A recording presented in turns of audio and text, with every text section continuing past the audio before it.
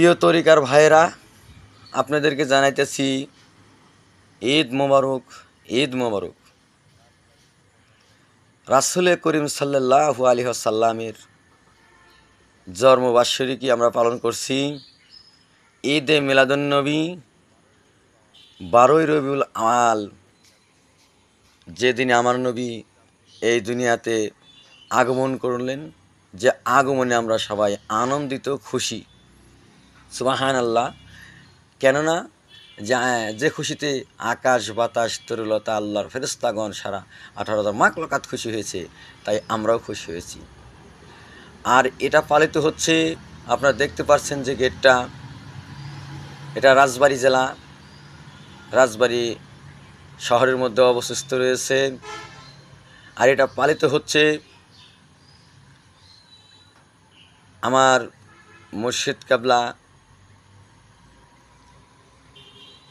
উনি অনুমতিতে আমরা পালন করছি ঈদে মিলাদুন্নবী। আমার মুর্শিদ কাবলা সৈয়দ শাহ ইউসুফ আলিউল কাদরি আল হাসাইন আল হুসাইন আল বাগদাদি আল মেদনাপুরি, ওনার হুকুম অনুমতিতে আমরা আজকে এই নবীজি করিম সাল্লাল্লাহু আলাইহি ওয়াসাল্লামের 12ই রবিউল আওয়াল ঈদে মিলাদুন্নবী আমরা পালন করছি, উদযাপন করছি। আর যেটা দেখতে পাচ্ছেন যে খানকাহ শরীফ বড় মসজিদ, এখানে আরও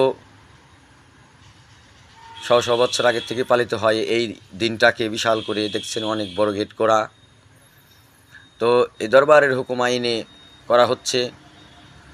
তো দুঃখ লাগে, আমরা পালন করছি, শত বছর পালন করে আসতেছে এই দরবারে, আমরাও করছি। কিন্তু কিছু ওহাবি খারিজির দল আছে, মুনাফিকি, যারা পাঞ্জেগানা নামাজ আদায় করছে, টুপি মাথায় দিচ্ছে, জুব্বা লাগাইছে, এক ওয়াক্ত নামাজ বাদ দিচ্ছে না।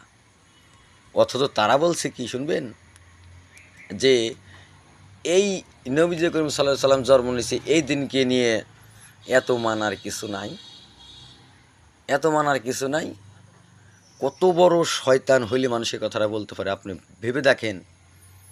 কেন যে আল্লাহ পাক স্বয়ং বলল যে আমার দোস্ত মুহাম্মদকে যদি আমি সৃষ্টি না করতাম, একটা বালির কণা সৃষ্টি করতাম না।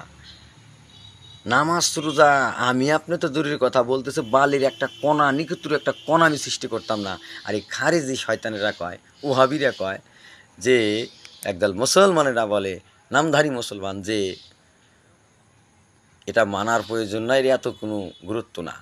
আমি বলবো যে না হাইলে পৃথিবীর কোনো কিছুই সৃষ্টি হতো না। আর তারে মানলাম না, তারে মানা যাব না, নামাজ 5 ওয়াক্ত পড়বো। আমি মনে করবো ওরা শয়তান, ইবলিসের বাপ।